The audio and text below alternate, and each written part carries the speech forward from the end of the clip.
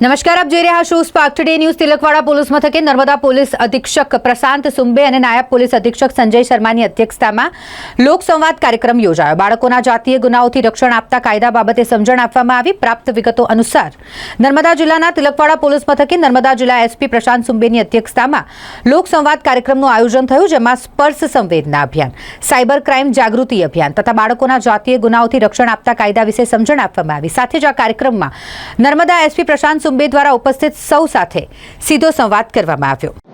नमस्कार, मैं प्रशांत सुंबे, एसपी नर्मदा।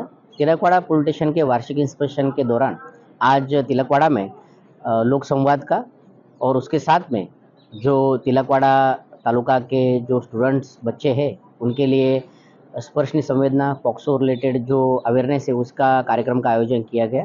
और आज इस कार्यक्रम में काफ़ी बड़ी मात्रा में लोगों ने और बच्चों ने सहभाग लिया है। और मैं कहना चाहूँगा कि आपके माध्यम से भी हम सभी बच्चों तक, सभी समाज तक पहुँचना चाहते हैं कि ये जो पॉक्सो और बच्चों के साथ जो सेक्सुअल ऑफेंसेस बन रहे हैं उसके बारे में अवेयरनेस फैलाइए। और कोई भी ऐसा प्रश्न हो तो कोई आपके साथ अगर ऐसा कोई बनाव बनता है तो तात्कालिक पुलिस का संपर्क करिए।